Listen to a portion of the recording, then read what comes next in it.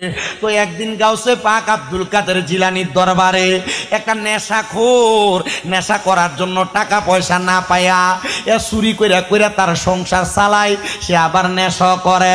গাউসে পাকের দরবারে হাজির হয়ে গেছে, গাউসে পাকের দরবারে চুরি করব।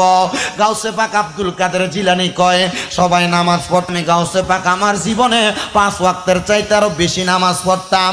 ও আব্দুল কাদের জিলানী, আমরা জানি নামাজ তো 5 ওয়াক্ত, ফজর, জোহর, আসর, মাগরিব, এশারের নামাজ। এ 5 ওয়াক্ত ছাড়া আপনি আবার কিসের নামাজ পড়তেন?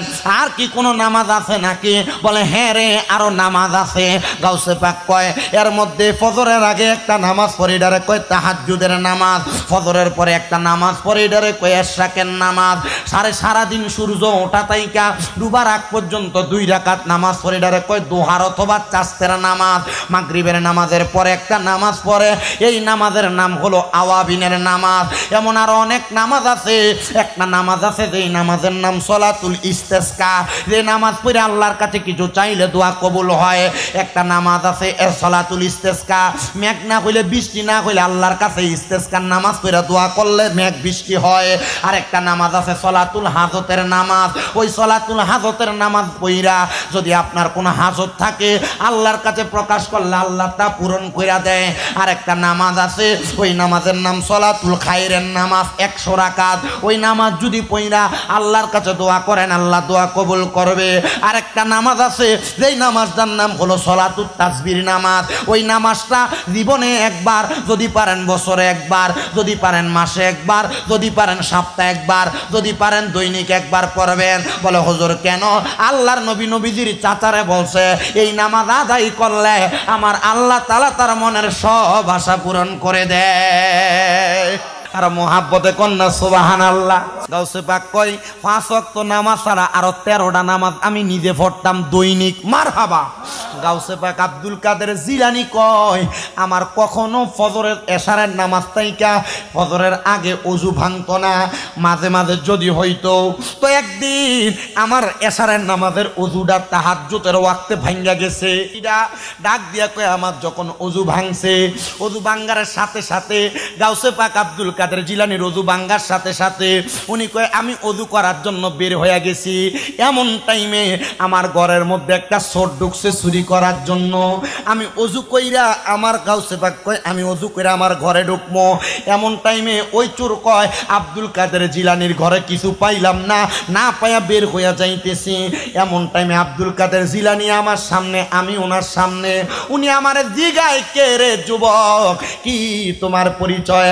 আমি কইলাম ও আব্দুল কাদের জিলানী, আমি আপনার কাছে আসছি, খবর পাইলাম আপনি নাকি মুরিদ করান। হুজুর আপনি মুরিদ করাইলে, বায়াতে রাসূল গ্রহণ করলে মানুষ নাকি মুক্তি পায়, আল্লাহর কাছে মাপ পায়। হুজুর আমি আপনার কাছে আসছি, আপনি আমার মুরিদ করাইবার জন্য। বলে আসছো তো ঠিক আছে, তো যাও কোথায়? গাউসে পাক এই প্রশ্ন করার সাথে সাথে কয় হুজুর মুরিদ হওয়ার জন্য আসছি, আজকে দেখা গেলাম আরেকদিনে মুরিদ হমু। গাউসে পাক ডাক দিয়া কয় বাবা মানুষের হায়াত বেশি দিন থাকে না, আব্বারে এখান থেকে যাইয়া যে তুমি ফিরে আসবা এটার গ্যারান্টি তো তুমি দিতে পারতা না। যদি গ্যারান্টি দিতে পারো তাইলে তুমি এখান থেকে যাও, নসেত তোমার যাওয়ার নাই। আরে ধরা তো খাইলাম। গাউসে পাক ডাক দিয়া কয় বাবা এখান থেকে যাওয়ার পরে ফিরে আসতে পারবা, এটার গ্যারান্টি যদি দিতে পারো তাইলে যাও। ডাক দিয়া কয় হুজুর ঠিক আছে মাইনা নিলাম, হুজুর তাইলে আমারে মুরিদ করান। বলে তোর যেই লেবাস, যে সুরুত, এই লেবাস দিয়ে মুরিদ করান যাইতো না। হুজুর কি করা লাগবে? বলে তোমার এই পোশাক আশাক গুলো পরিবর্তন করো। হুজুর ঠিক আছে পরিবর্তন করলাম। গাউসে পাক তার লম্বা একটা পাঞ্জাবি দিতে হাদিয়া। মারহাবা কয় না? গাউসে পাকের লম্বা পাঞ্জাবিটা লাগায়া সুন্দর করে ওযু বানায় গাউসে পাকের কাছে আসছে, মাথার মধ্যে কোনো কিছু নাই। গাউসে পাক কয় বাবা ঠিক আছে নে, যে তো মাথায় কোনো কিছু নাই, আমি গাউসে পাকের একটা টুপি তোরে হাদিয়া দিলাম। মারহাবা কইতেন না? গাউসে পাক আব্দুল কাদের জিলানী এই টুপি এবং পাঞ্জাবি হাদিয়া দেওয়ার সাথে সাথে গাউসে পাক আব্দুল কাদের জিলানী তারে সুন্দর পাঞ্জাবি পরায়াম, মাথায় টুপি লাগায়াম। গাউসে পাক কয় বাবা ওযু করছো? বলে হাম। বলে আবার তোমার ডান হাতটা বাড়াও। বলে হুজুর বাড়াইলাম। গাউসে পাকের হাতটা এবার ওটার সাথে ধইরা কয় বাবা তুমি আমার কাছে মুরিদ হও। আপনারা যারা মুরিদ হয়েছেন একটু স্মরণ করেন, মুরিদ হওয়ার মানে শুধু ফির সাহেবের হাতে হাত ধরা না, মুরিদ হওয়ার মানে হইল ওয়াদাবদ্ধ হওয়া, প্রতিশ্রুতিবদ্ধ হওয়া। মুরিদ হওয়ার বাণী হইল একজনের কাছে যেই কোনো একটা বিষয়ে ওয়াদাবদ্ধ হওয়া। গাউসে পাক কয় তোর আমি বেশি বিষয়ে ওয়াদা করাইতাম না, দুইটা বিষয় আমার কাছে ওয়াদা কর। বলে হুজুর কোন দুইটা বিষয়? তুই আমার সাথে সাথে কও, জীবনে কোনোদিন মিছা কথা কইতি না, আর একটা ওয়াদা কর আর কোনোদিন নামাজ ছাড়তি না। মারহাবা কোন না। গাউসে পাক শুধু কয়টা ওয়াদা করাইছে? এই দুইটা বিষয়ে মুরিদ করাইছে। কোনোদিন মিছা কথা কইতো না আর কোনোদিন নামাজ ছাড়তো না। গাউসে পাকের হাতে হাত রাইখা সে ওয়াদাটা করছে। গাউসে পাক কয় ঠিক আছে, এখন তোমার মুরিদ হওয়া শেষ, যাও। বিদায় হয়ে গেছে। গাউসে পাকের কাছ থেকে যাওয়ার সাথে সাথে মনে মনে চিন্তা করে রাত্র শেষ হয়ে যাইতেছে। আজকে যেই ঘরে গেলাম চুরি করবার লাগে কিছুই তো পাইলাম না।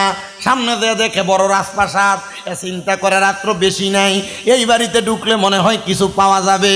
রাজপ্রাসাদে প্রবেশ করতেছে চুরি করার জন্য। মারহাবা কন্যা। প্রথমে এসে চুরি করবার লাগা গাউসে পাকের কাছে মুরিদ হয়ে গেছে। আর সামনে যে দেখতেছে রাজপ্রাসাদ, এখানে চুরি না করলে পরের বেলা খাওন জুটবে না। রাজপ্রাসাদে প্রবেশ করে রাজপ্রাসাদের দারোয়ানটা দাঁড়ানো, গুম গুম বাপ। সকালে একবারে দেখবেন ফজরের আগ মুহূর্তে গুম গুম বাপ গাউসে পাকের দরবার থেকে বের হয়ে ওই সোরা ব্যক্তি শরীরে পাঞ্জাবি ভরাই দিছিল, টুপি লাগাই দিছিল গাউসে পাকে। এটা লাগে চুরি করার জন্য ঢুকে দারোয়ানের সামনে দিয়ে হাইটা যায়। দারোয়ান জিগায় কে আপনি? কয় তোমার বাসার বাড়ি চুরি করবার লাগে আইছে। দারোয়ান কয় এত লম্বা পাঞ্জাবিওয়ালা টুপিওয়ালা, আপনি বুঝি চুরি করতে আইছেন? ওরে আব্বাজিরা, দাড়ি টুপি পাঞ্জাবি দেখলে পাগল হওয়া যাবে না, কারণ বর্তমান জামানায় দাড়ি টুপি পাঞ্জাবি লাগায়া ইমাম চুরি করে এমন মূল্য বাংলাদেশে আছে না নাই? মুখে দাড়ি পাঞ্জাবি লাগায়া, যার কারণে ইসলাম পাইছে ভারত উপমহাদেশে। খাওয়া করিবে না মা, সোনারে কই বুয়া আব্বা দুনিয়াতে মানলকে মেলামেশা কইরা তোমার দুনিয়াতে আনছে, আব্বার অস্বীকার করলে এটা হারামজাদা। যে খাজা বাবার কারণে ইসলাম পাইছো ভারত উপমহাদেশে, ওই খাজা বাবার যে বুয়া বলে সেও হারামজাদা। এই কথা বলেন ঠিক কিনা? আমরা কোন আলেমের বিরোধিতা করার জন্য এই মাহফিলের ফ্যান্ডেলে বসি না। আমরা আজ পর্যন্ত কোনো কথা কোরআন সুন্নাহ বিরোধী হইলে তার বিরুদ্ধে বলছি। আপনি আপনার মতো ওয়াজ করেন, আপনার বিষয়। আকীদা ভিন্ন হবে, এটা আপনার বিষয়। ভিন্ন আকীদা পূর্ব ছিল, এখনো আছে, ভবিষ্যতে থাকবে। কিন্তু আমার কথা হচ্ছে আপনার আকীদা ভিন্ন, আপনি আপনার আকীদার প্রচার করেন, কিন্তু আপনি আমাদের আকায়েদের তরিকতের ইমাম হযরতে খাজা মাইনুদ্দিন চিশতিকে নিয়ে মন্তব্য করার সাহস আপনি ফকিন্নির ফোলারে কেউ দেয় নাই। খাজা গরিবে নওয়াজ উনি হিন্দেল বলি, ওনাকে রহমাতুল্লিল আলামিন নবী নিজে পাঠাইছেন, নিজে ভারত উপমহাদেশ ইসলাম প্রচার করার জন্য। আপনার খাজা গরিবে নওয়াজের জীবনী পড়ে দেখবেন। খাজা গরিবে নওয়াজ নবীজির রওজায় গেছে সালাম দেওয়ার জন্য। নবীজির রওজার মোবারক থেকে এক মুঠ মাটি বের করে দিয়া খাজা গরিবে নওয়াজরে কইছে, এ মাইনুদ্দিন, এই মাটির কালার যে এলাকার লগে মিলা যাইবো ওই জায়গায় যায় তুমি ইসলাম প্রচার করবা।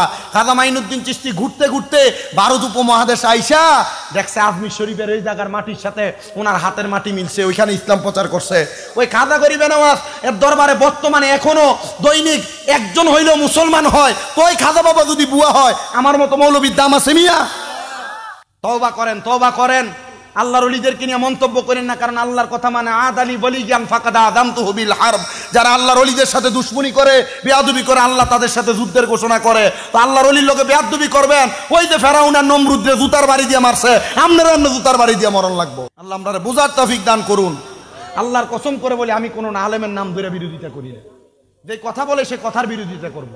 আপনার কথা যদি রং হয়, আমি যদি বলি এই মিয়া আমার বয়স কম না, আমি যে ওয়াজ করবো 1 ঘন্টা 1.5 ঘন্টা 2 ঘন্টা, আমার কথায় 10টা ভুল হবে, কথা কোন না 10টা ভুল হবে। এই ভুল করে আমি আপনার কাছে 10 বার মাপ চামু, আল্লাহর কাছে 10 বার মাপ চামু, আমার ভুল হবে। আমি মানুষ, আমি মানব জাতি। আল্লাহ নিজে কইছে ইন্নাল ইনসানা লাফি খুস, নিশ্চয় মানব জাতি, নিশ্চয় মানুষ ক্ষতিগ্রস্ত। তা আমার ভুল হবে না কি মানুষের ভুল, অন্য কেউর ভুল হবে? আমি 10 বার ভুল করমু, ভুল শুধরামু। যেই ব্যক্তি খাজা বাবারে বুয়া কইছে, আমার কথা হচ্ছে আপনারা আমার বিরোধিতা করার দরকার নাই, আপনারা বাজে বলার দরকার নাই। তওবা করেন, আল্লাহর কাছে মাপ চান, তওবাকারীর আল্লাহ পছন্দ করে। কথা কোন না ঠিক কিনা? আল্লাহ আমাদের বোঝার তৌফিক দান করুন, আমিন।